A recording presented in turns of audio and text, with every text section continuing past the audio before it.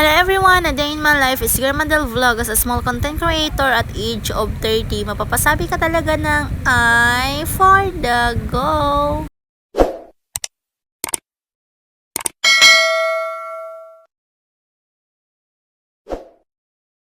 For today's video, ay share ko naman po sa inyo ang aming kaganapan ng aking mga anak for today. Dito lang naman kami gumalagala sa loob ng palengke dito sa Science City of Muñoz, Nueva Ecija. Dahil itong mga anak ko ay may mga gusto nga silang bilhin dahil nga po ay binigyan na naman po sila ng pera. Napakaswerte po ngayon yung mga bata dahil nga po ay nabibili nga po nila yung mga gusto nilang bilhin. Yung nakakahawak po sila ng pera para may pambili nga po sila ng kanilang mga gamit. Samantalang ako noon ay hindi ko nga po ito naranasan nung bata ako. Dahil bihira nga po kaming mabilhan ng mga tsinelas ng aming mga parents.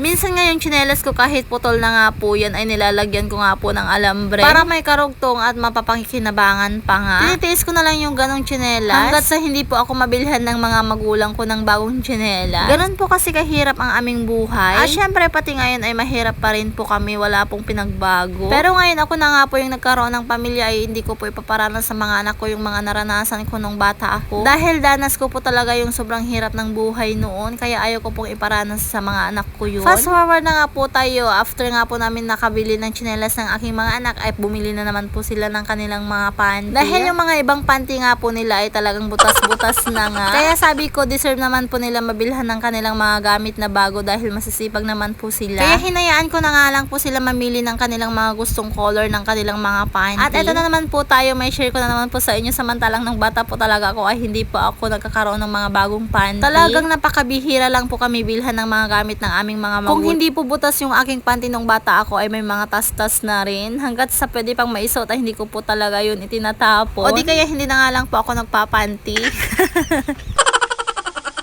Real talk po talaga to. Kaya kapag mayroon nga po akong nakitang panty ng mga anak ko na medyo may butas na nga po ay talagang pinapalitan ko na nga yun. Fast forward na nga po ulit tayo ay after nga po namin nakabili ng mga kailangan ng mga anak ko ay dumiretso naman po kami dito sa mini grocery para makabili nga po kami ng aming mga kailangan dito sa loob ng aming bahay. Hanggang dito na lamang po ang aming video. Maraming salamat po sa walang sawang pagsuporta. Thank you for watching everyone.